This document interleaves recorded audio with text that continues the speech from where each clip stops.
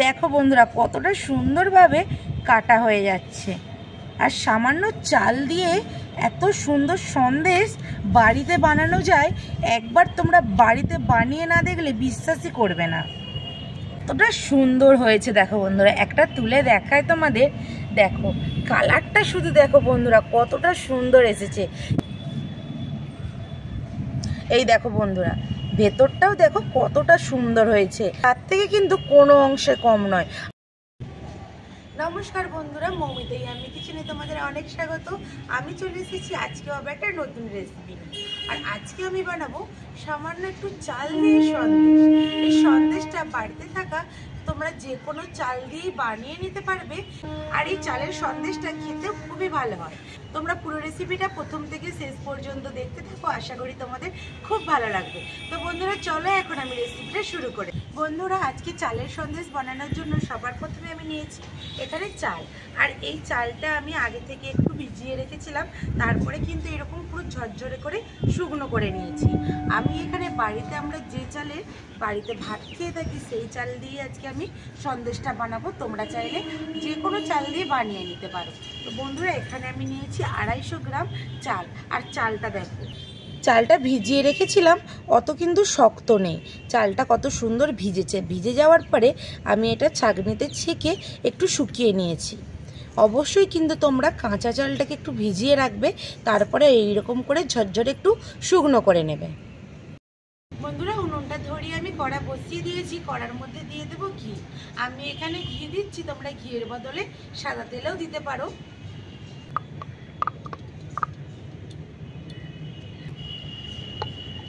এখানে আমি পরিমাণ মতো একটু ঘি দিয়ে দিয়েছি। এইবার দেব ভিজিয়ে শুকনো করে রাখা চাল। ঘিয়ের সাথে চালটা খুব ভালোভাবে একটু ভেজে নেব।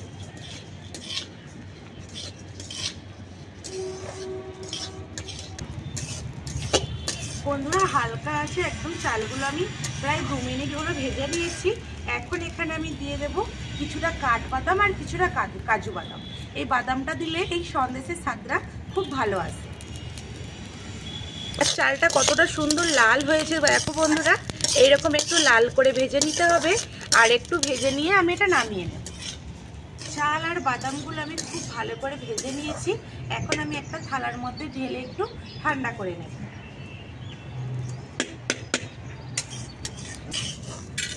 এই চালটা যখন ভাজবে একদম হালকা আঁচে ভেজে নিতে হবে। বন্ধুরা এখানে চালটা ঠান্ডা হয়ে গেছে। এখানে আমি নিয়েছি একটা মিক্সিং জার। এই মিক্সিং জারের মধ্যে এই চালটা দিয়ে একটু আমি গুঁড়ো করে নেব। আর এটা কিন্তু একটু ঠান্ডা হলেই করতে হবে, গরম অবস্থাতে এই চালটা গুঁড়ো করা যাবে না। সেই জন্য একটু ঠান্ডা হলে গুঁড়ো করে নিতে হবে। এখানে একটুকু জল ব্যবহার করব না, এখানে এই শুকনো চালটাকেই আমি গুঁড়ো করে নেব। তো এখন আমি গুঁড়ো করে নিয়ে তোমাদেরকে দেখাচ্ছি। আমি গুঁড়ো করে নিয়ে চলে এসেছি। এখন আবারও আমি কড়াটা বসিয়ে দিয়েছি উনুনটা ধরিয়ে। এখন আমি কড়ার মধ্যে দিয়ে দেবো লিকুইড দুধ। কড়ার মধ্যে আমি এখন লিকুইড দুধ দিয়ে দিয়েছি। এখানে আমি 250 গ্রামের মতো লিকুইড দুধ নিয়েছি। বন্ধুরা আগে থেকে আমি জাল করে নিয়েছিলাম, দুধটা দিয়ে দিয়েছি। এখন হালকা গরম হয়ে গেছে। এখন দিয়ে দেবো বাতাসা। আর বাতাসাটা দিয়ে সন্দেশটা বানালে সন্দেশের কালারটা কিন্তু খুব সুন্দর আসে। চিনি দিয়ে বানালে একটু সাদা আসে, যেহেতু এখানে আমি গুড়ের বাতাসা নিয়েছি কালারটা একটু লাল লাল আসবে। সেই জন্য তোমরা এখানে চিনিও দিতে পারো বা বাতাসাও দিতে পারো। আমি এখানে বাতাসা দিয়ে দেবো। আর বাতাসার মিষ্টিটা যেহেতু একটু কম হয় সেই জন্য বাতাসাটা একটু বেশিই লাগে। চিনির পরিমাণে বাতাসার পরিমাণটা একটু বেশি আসে। এখানে আমি 3টে এলাচকে এইভাবে একটু ফাটিয়ে নিয়েছি, দিয়ে দেব। এই এলাচটা দিলে খুব সুন্দর একটা গন্ধ আসে। বন্ধুরা দেখো বাতাসাটা এখানে গলে যাচ্ছে আর কালারটা কত সুন্দর চলে আসছে। দুধের কালারটা এত সুন্দর আসছে। বাতাসা একদম দুধের মধ্যে গলে গেছে। এখন এই বাদাম আর চাল যেটা ভেজে আমি গুঁড়ো করে রেখেছিলাম সেটা এখন অল্প অল্প করে দুধের মধ্যে দেবো আর মেশাতে থাকবো। এখানে অল্প অল্প করে দেবো আর এইভাবে মেশাতে থাকবো।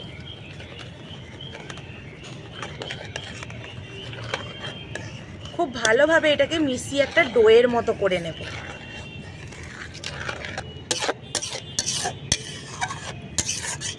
বন্ধুরা দেখো এখানে দুধটা কতটা টেনে নিচ্ছে চালের মধ্যে।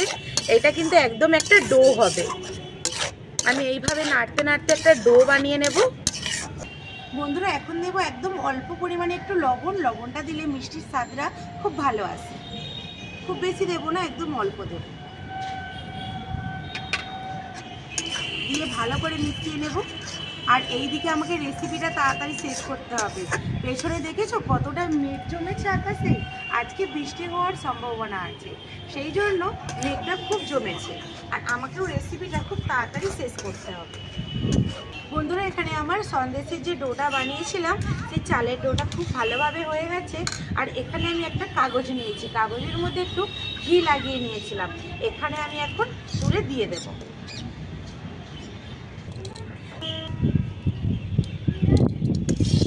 এখানে আমি একটা সমান করে একটু চওড়া করে নেব।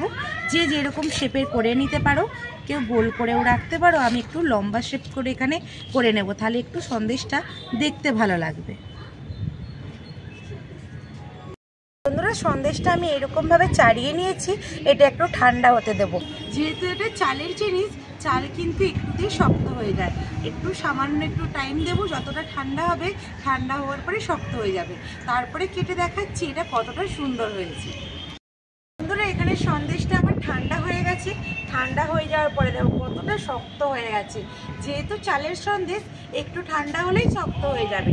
এবার এটা আমি কেটে দেখাবো কতটা সুন্দর হয়েছে। কাটার জন্য আমি এখানে একটা ছুরি নিয়ে নিয়েছি। ছুরিটা দিয়ে খুব আস্তে আস্তে এটা কেটে নিতে হবে।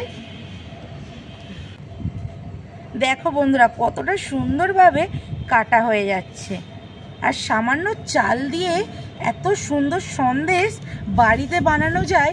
একবার তোমরা বাড়িতে বানিয়ে না দেখলে বিশ্বাসই করবে না।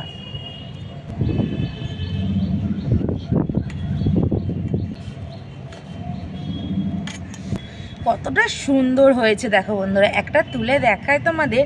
দেখো কালারটা শুধু দেখো বন্ধুরা কতটা সুন্দর এসেছে। কারণ এখানে আমি যে চিনির বদলে বাতাসাটা দিয়েছি, সেই জন্য বাতাসার একটা কত সুন্দর কালার এসেছে।